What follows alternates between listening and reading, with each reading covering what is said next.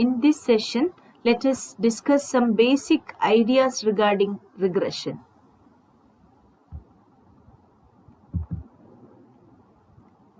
The term regression was introduced by Francis Galton.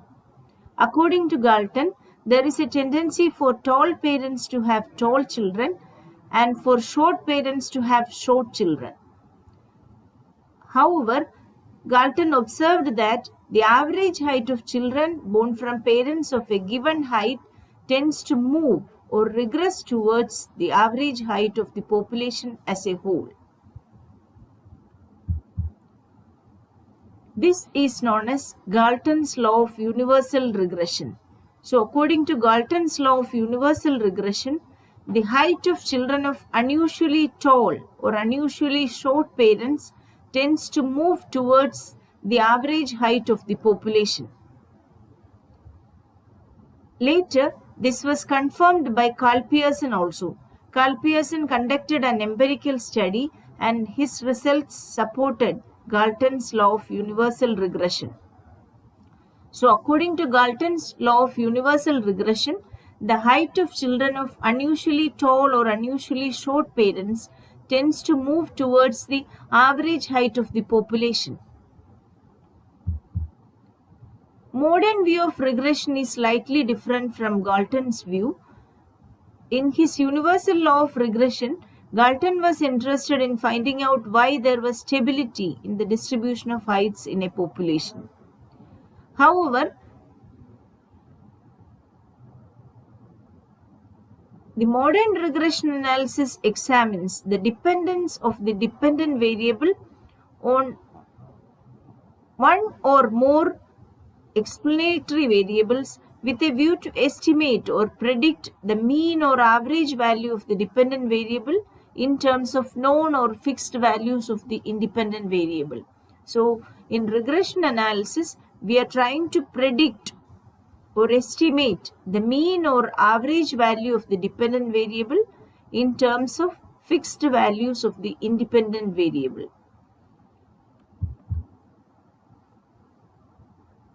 So, let us focus on modern interpretation of regression. Here we are initially considering two-variable regression analysis. In a two-variable regression model, there are only two variables. One variable is the dependent variable and the other variable is the independent variable. So, in any two-variable regression model, there is one dependent variable and one independent variable.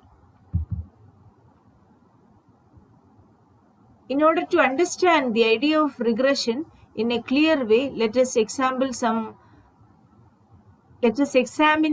examples.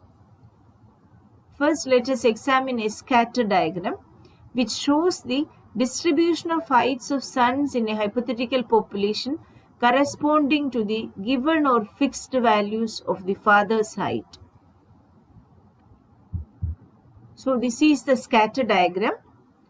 In the x-axis, we are taking father's height and along the y-axis, we take son's height. Both father's height and son's heights are measured in inches. So, here we can see the distribution of son's heights corresponding to given heights of fathers. First, let us take father's height as equal to 60 inches. So, here you can see the distribution of son's heights. We can see that son's height falls within a range of values. There are some tall sons, there are some short sons, and for a given level of father's height is equal to 60, the average value of son's height is given within a circle. Similarly, for a given value of 65 as father's height, we have the distribution of son's heights. The average value of the son's height is shown within a circle. For other levels of father's heights also, we have the distribution of son's height, and the average value of son's height is given, and the line joins the average value of the son's heights. So we can see that in this scatter diagram, average height of sons generally increases as the height of father increases, and the line which connects the average height shows, the line which connects the average height is the regression line, and it shows how the average height of the sons increases with the father's height. Now let us consider another example. In this hypothetical example, we are considering a population of 60 families. We assume that there are 60 families in a population, and the dependent variable Y is the monthly consumption expenditure, and independent variable X is the monthly income. So within this population of 60 families, we can identify 10 let us assume that we can identify 10 income groups. So we have 10 subpopulations on the basis of income. So here we have taken income along the x-axis and consumption expenditure along the y-axis. So we can identify 10 income brackets or income groups. For each income group, we have distribution of consumption expenditure, and for each level of income, the average values of consumption expenditure are shown, and the line joins the average values of the consumption expenditure for each level of income. So we can see that for each income bracket, there is variability in consumption expenditure. For each income bracket, consumption expenditure is not the same. It varies, and there is variability in consumption expenditure. And we can calculate the mean or average monthly consumption expenditure for each level of income. We can also see that on an average, consumption expenditure increases as income increases. So we have 10 mean consumption expenditure values for 10 subpopulation. These mean values are known as the conditional expected values, and conditional expected values are denoted as expectation of y given xi. You have to read this as expected value of y given the value of x. Expected value of y given the value of x.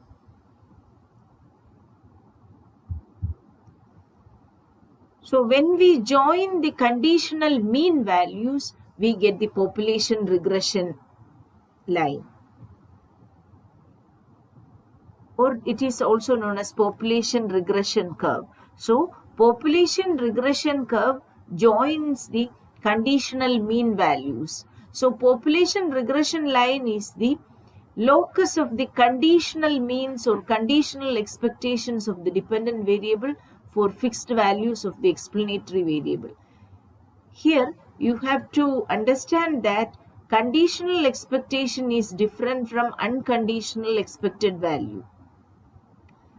Unconditional expected value or unconditional mean value is obtained by adding the total values and dividing by the number of families. Here, conditional mean value or conditional expectation is for a given value of the explanatory or independent variable. For a given value of income, what is the average value? So conditional expected value shows the average value for a given level of income. For a particular level of income, what is the average value of consumption? So in our example, there are 10 income groups, and so we get 10 conditional expectations, 10 conditional expected values corresponding to given levels of income. Now let us examine what is a population regression function. each conditional mean or each conditional expected value of y given xi is a function of xi, where xi denotes a given value of x. So, expected value of y given for a given value of xi is a function of xi. That is, the conditional mean or conditional expected value of y for a given value of xi is functionally related to xi. This function is known as conditional expectation function or population regression function, or it is also known as population regression. So, population regression function states that expected value of the distribution of y given xi is functionally related to xi. So, this population regression function shows how the mean or average response of the dependent variable varies with the explanatory variable. Now, let us examine the functional form of the population regression function. Let us assume that consumption expenditure is linearly related to income. So, we are assuming that there is a linear relationship between consumption expenditure and income. So, population regression function, expected value of y given xi is a linear function of xi. So, we can write like this: expected value of y given xi is equal to beta 1 plus beta 2 xi, where beta 1 and beta 2 are the fixed parameters, and in the population regression function,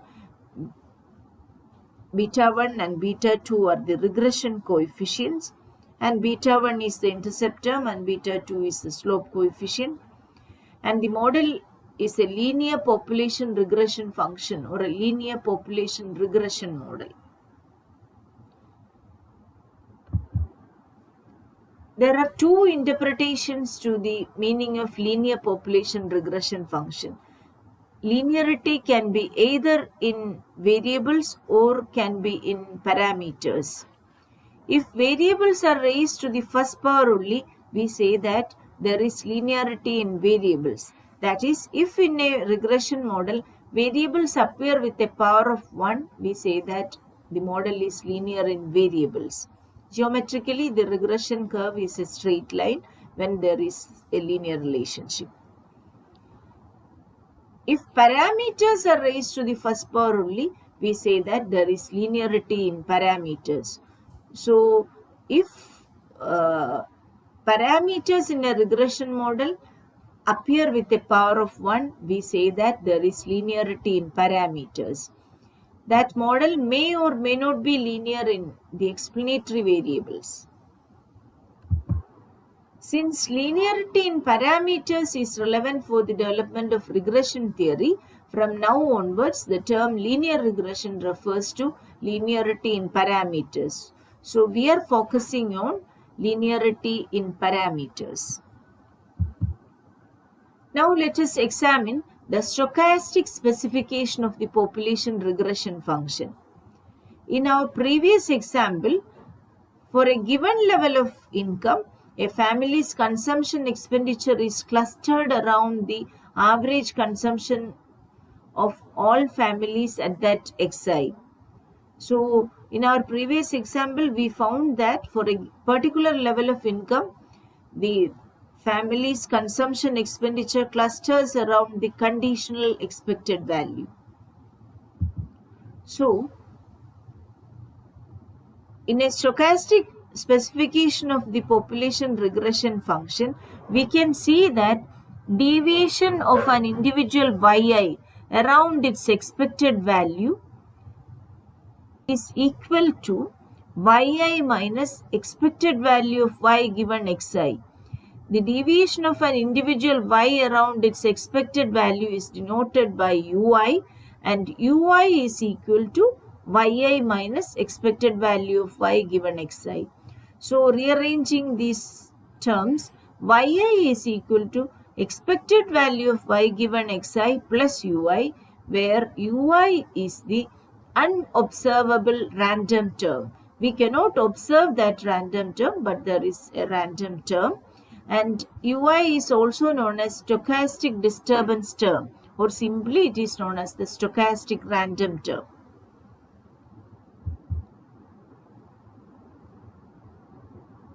So we have already found that when there is a linear relationship between yi and xi, we can write like this: yi is equal to beta 1 plus beta 2 xi plus ui.